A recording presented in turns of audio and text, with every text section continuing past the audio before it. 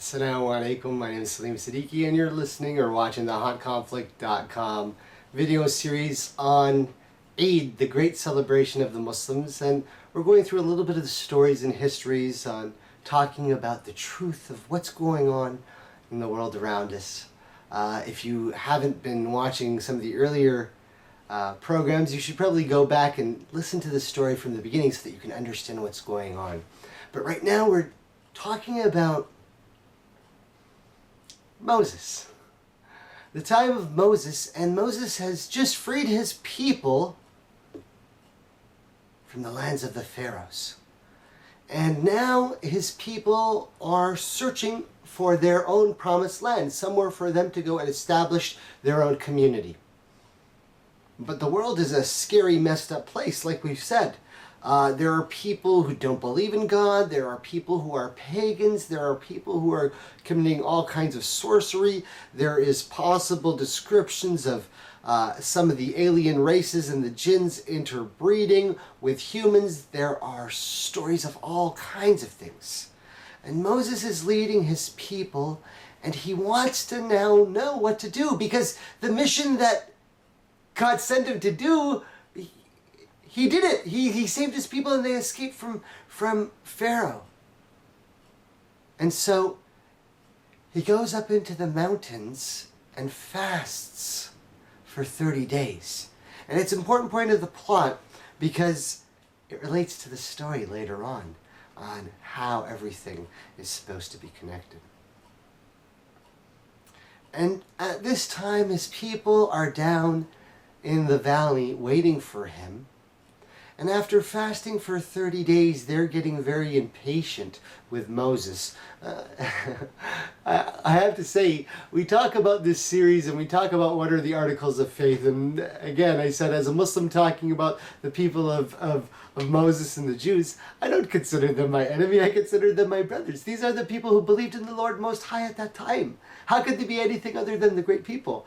But just as all people have issues and problems, they had some issues and problems. Now, as a Muslim, speaking totally rationally, we have issues and problems, myself personally or our whole Muslim community. That's never going to be not true. All communities have their own issues and problems. But Moses had some really tough times with his people. I mean, they were hard on the brother. I mean, Moses, the peace and blessings of the Lord be upon him, his people were really hot, really rough on him. So he's up there fasting because he wants to go meet Allah, and so to purify himself he fasts for 30 days. And if you've fasted, you know that when you fast your breath starts to change, right? And so when Moses was getting ready to go speak to Allah, again, we've been talking about some of the blessings and amazing things in this story, that Moses actually speaks to Allah. He feels shy that his breath is somewhat not smelling good. So he sees some leaves or some mint leaves or some plant leaves and he chews on them. And he goes to talk to Allah. And when Allah, the light, he hears from Allah, Allah asks him, why does he have this smell of this plant on his breath? And according to one of the parts of the story that we have, is that Allah tells him, Allah, meaning the God, the Lord Most High, tells him that the smell of the breath, that the body that Adam is made of, when it fasts for the sake of Allah, there is a smell that comes from this body. Strange thing, the way Allah made us, that Allah likes the smell. Can you believe that? It's like you, a fasting true believer, is like perfume for Allah. If you understand the beauty of that, just that little detail of itself, then you might have got a part of the light. So God tells Moses, go back and fast for another 10 days. Moses learns a lesson. He goes back and fasts for another 10 days. Now, unfortunately, meanwhile, back at the ranch, right?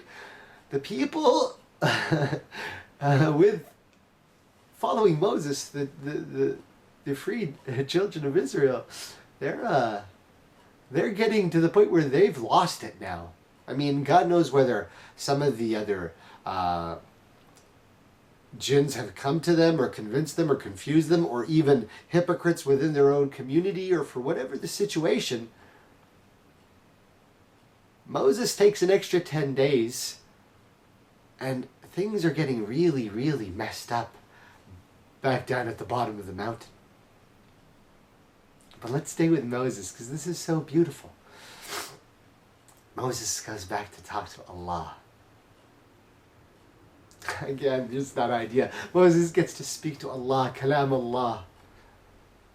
Allah, the Lord, the Most High, writes the word. Allah writes the word. Allah writes the word into the rock. Allah writes the words into the rocks of the earth that He made. By the power of Allah, Allah carves into the rock His own words. And what are the words? What were the words? We always forget the same message that Muslims have been trying to tell you from the very beginning. Commandment number 1, I am your Lord thy God. Thou shalt not worship any other God besides me. La ilaha illallah. Thou shalt not make any graven images. Stop with the symbols, the statues, the pyramids, the triangle, the working with the stars, the figuring out the alien technology. You are being given the truth from your Lord. You have been given the truth from your Lord. You are the children of Adam, made by God, breathed life into him, made with a soul from the light.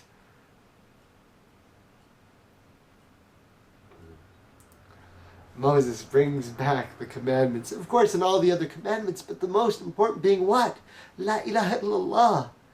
There's only one God. By the time Moses gets back, the people are worshiping the golden calf. I mean, 40 days. 40 days they're worshiping a golden calf. So, I mean, there's always been trouble, and obviously you can go through the long, detailed story of Moses and the trouble that he had with his people and what happened next, but you have to ask yourself an interesting question. What happened to the secret knowledge? Well, we said, all the Egyptian societies had this ancient technology and different powers. But the children of Israel were just given something amazing. Imagine the strength and the power and the ability of having a piece of tablet that has been carved with the word of God by God. Allah. Allah. Can you imagine that? That in and of itself is dynamic. And so where is that ark? Some suggest with the Germans. We all see the pop culture references and silly stories like Indiana Jones, but there's little indications there. And the fact that Germans have been trying to always deal with the occult and the supernatural, there's a reason with that, and obviously we'll leave that part of the story, that's a whole another tangent, and that gets into World War II and other serious problems. But the Ark of the Covenant and the actual Word of God, where is it? An interesting question. Moses performs other miracles for his people. They wander the desert, not to be able to go to their promised land, because they so quickly forgot the most important lesson. La ilaha illallah, there's only one God. No more images.